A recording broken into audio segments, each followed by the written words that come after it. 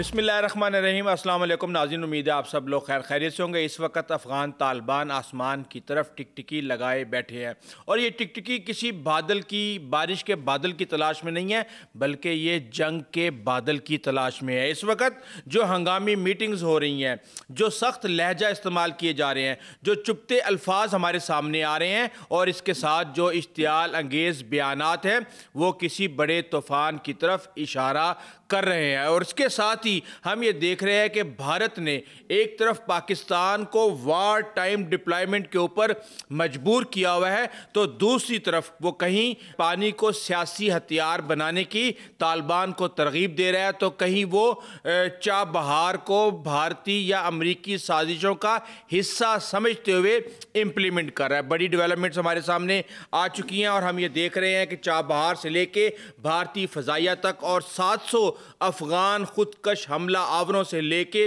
सराजुद्दीन हक्कानी के बयान तक और फील्ड मार्शल की ललकार से लेके भारत के दरियाए कुन्नड़ पर डैम बनाने की शर अंगेज़ी तक और इसके साथ ही प्यूटन के बयान से लेके कारी अमजद आज मारा गया है तालिबान का कमांडर, वहाँ तक लगता ये है कि इन सारे के सारे वाक़यात के साथ एक बड़ा खेल जुड़ा हुआ है और इस सारे के सारे खेल के अंदर पाकिस्तान और अफ़गानिस्तान दोनों ही मोहरों का काम कर रहे हैं और जो दुश्मन है वो जलती पर तेल का काम इस वक्त कर रहा है। सबसे पहले आपको पता चल चुका होगा कि अफ़गान तालिबान और पाकिस्तान के दरमियान इस्तांबुल में ही 5th राउंड यानी जो मुज़ाकरात चल रहे थे उसका 5वां राउंड शुरू हो चुका है। कहा यह जा रहा था कि अफ़गान तालिबान और पाकिस्तान के दरमियान ताल्लुकात ख़त्म हो चुके हैं, डेडलॉक पैदा हो गया है, पाकिस्तान का वफद एयरपोर्ट पर पहुंच चुका था, लेकिन फिर मेज़बानों ने कहा कि ये बहुत ही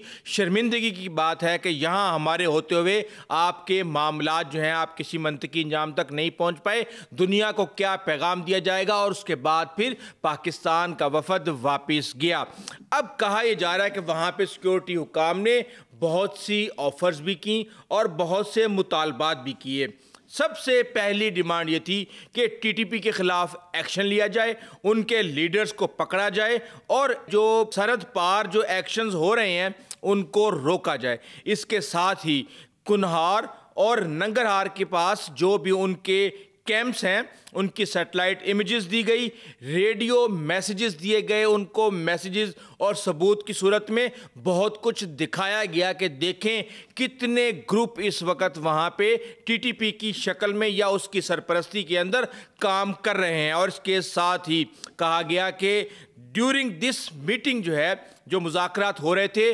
बाजोर से लेके जनूबी वज़ीरिस्तान तक हमने ये देखा कि दहशतगर्दी के वाक़यात जारी हैं। बहरहाल इसके साथ ही हम ये देख रहे हैं कि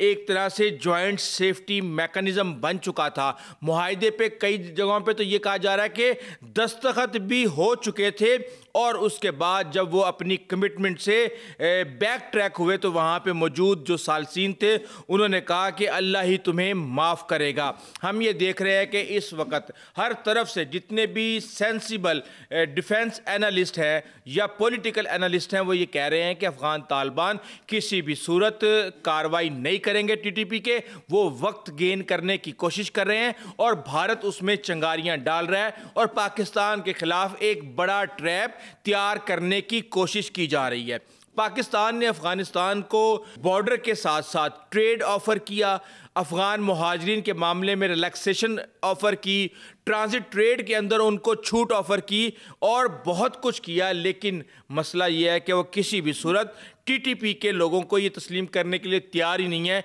कि वो अफ़गानिस्तान के अंदर बैठे हुए हैं और वो ये कहते हैं कि पाकिस्तान मसले को बहुत ही बढ़ा चढ़ा के पेश कर रहा है। और इसके साथ ही फिर उन्होंने एक अजीबोगरीब से डिमांड्स पाकिस्तान के साथ करना शुरू कर दी कि अमेरिका के ड्रोन पाकिस्तान के ऊपर से आते हैं, आप उनको रोको। आईएसआईएस के जो है खरासा वो दाइश पाकिस्तान के अंदर मौजूद है और वो अफ़गान तालिबान पे हमले करती है, उनको रोको। कभी वो कहते थे यूएस को गारंटर्स बनाओ। तो बहरहाल ये सारी की सारी चीज़ें चल रही हैं, लेकिन इसके साथ ही हमने ये देखा है کہ قاری امجد کے بارے میں آپ سن چکے ہوں گے کہ بہت زیادہ خبریں آ رہی ہیں کہ ایک کمانڈر جو ہے ٹی ٹی پی کا وہ مارا گیا ہے۔ اس کے حوالے سے بڑی سازشی تھیوریاں بھی ہمارے سامنے آ رہی ہیں، لیکن یہ قاری امجد جس کا نام مفتی مزاحم تھا، یہ طالبان کا ایک کمانڈر تھا اور یہ نور ولی محسود کا نائب تھا اور رہبری شورا کا یہ سربراہ تھا۔ پاکستان نے اس کے سر کی قیمت 50 لاکھ روپیہ رکھی ہوئی تھی۔ امریکہ نے اس کو 2022 میں عالمی دہشت گردوں کی لسٹ کے اندر ڈالا تھا اور یہ خیبر پختونخوا کا ضلع لوئر دیر کا رہنے والا تھا۔ کہا یہ جاتا ہے کہ یہ بہت زیادہ متحرک تھا، لیکن کوئی طالبان کے اندر اتنی کوئی مقبول شخصیت نہیں تھا اور ٹی ٹی پی کا نائب امیر اس کو تعینات کیا گیا تھا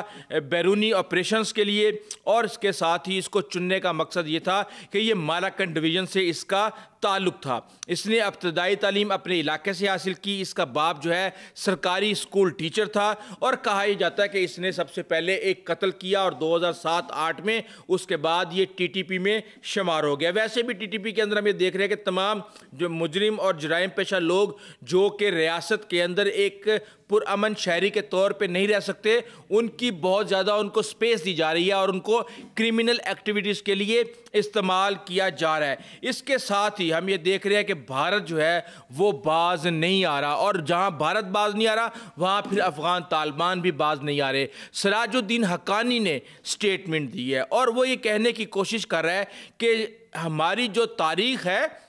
وہ آپ جا کے امپائر سے پوچھ لیں، ہمیں کچھ بتانے کی ضرورت نہیں ہے۔ بیسیکلی آپ کو بہت کچھ سننے کی ضرورت ہے، اور یہ ایک بیسک ڈیفرنس جو پاکستان اور گریٹ امپائرز کے درمیان یہ رکھا گیا ہے۔ تو آپ کو بتا دوں کہ ان تمام تر جو گریٹ امپائرز تھیں اس کے پیچھے پاکستان ایک ریڑھ کی ہڈی کی طرح افغان مجاہدین کے پیچھے کھڑا ہوا تھا۔ ٹریننگ سے لے کے، اسلحے سے لے کے، رہائش سے لے کے ہر چیز پاکستان فراہم کر رہا تھا، اور وہ جو طاقتیں آئیں وہ اس لیے یہاں سے گئیں کیونکہ انہوں نے حملہ کر لیا تھا، قبضہ کر لیا تھا، سب کچھ صحیح چل رہا تھا، لیکن 20 سے 50 اور 100 بلین ڈالر ان کا سالانہ یہاں پہ خرچ ہو رہا تھا۔ ہمیں کہیں جانے کی ضرورت نہیں ہے، ہم نے جو بھی کرنا ہے وہ ہم نے فضا سے کرنا ہے اور دشمن کے ٹھکانوں کو اڑانا ہے۔ تو یہ پاکستان کے لیے کوئی اتنا مہنگا سودا نہیں ہوگا، لیکن خود افغانستان کے اندر افغان طالبان کے خلاف کھڑی ہونے والی اپوزیشن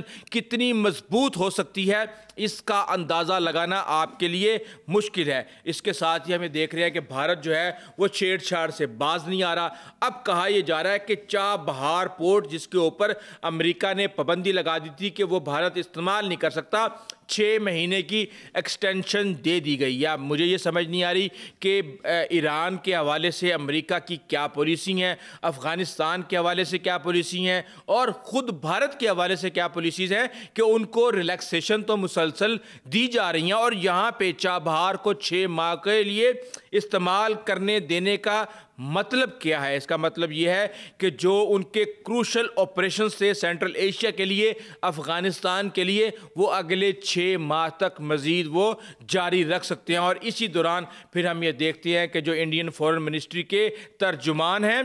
رندھیر جیسوال، وہ آ کے کہتے ہیں کہ جناب ہم تو افغانستان کو ہر طرح سے جو آبی ذخائر ہیں ان کو سیکیور کرنے، ان میں انویسٹمنٹ کرنے اور ان کو ہیلپ کرنے کے لیے تیار ہے، اور ساتھ میں وہ ذکر کرتے ہیں دریائے کنڑ کے اوپر۔ اب آپ کو پتا ہے کہ یہ دریائے کنڑ جو ہے یہ 5 ملین ایکڑ فیٹ پانی جو ہے